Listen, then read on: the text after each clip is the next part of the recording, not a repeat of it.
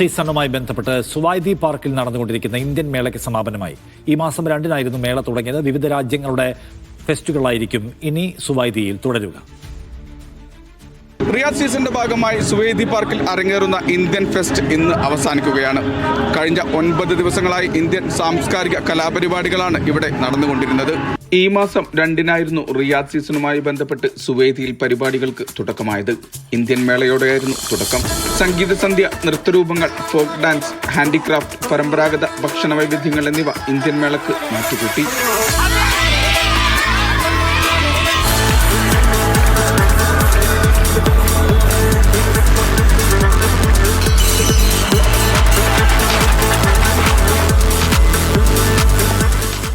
Tonight is our last night ending the Indian Culture Week at Suwaidi Park, part of our Global Harmony program. We will be celebrating 13 different cultures, part of this beautiful 49 days experience.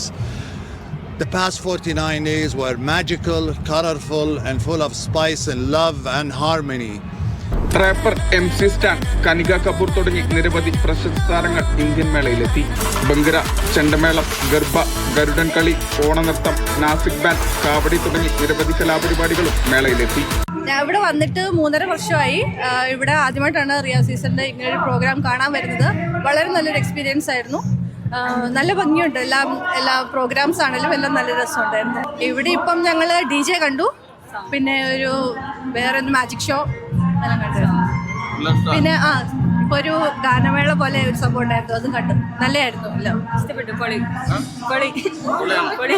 കേരളത്തിൽ നിന്നെത്തിയ കലാകാരന്മാരും മേളയുടെ ഭാഗമായി. 9 ദിവസം നീണ്ട Indian മേളയിൽ tourism മന്ത്രി ഗജേന്ദ്ര സിംഗ് ഷെഖാവത്ത് അതിഥിയായെത്തിയിരുന്നു.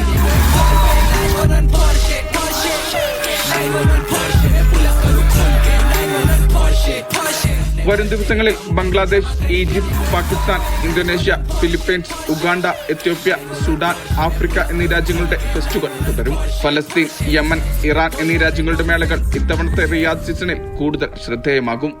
വിവിധ രാജ്യങ്ങളിലെ കലാ സാംസ്കാരിക പൈതൃകം നേരിൽ കാണാനും ആസ്വദിക്കാനും അറിയാനുമുള്ള അവസരമാണ് റിയാദ് സീസൺ ഒരുക്കുന്നത്. റിയാദിൽ നിന്നും വിശാൽ ചെർപ്പുളശ്ശേരി, മീഡിയ 1.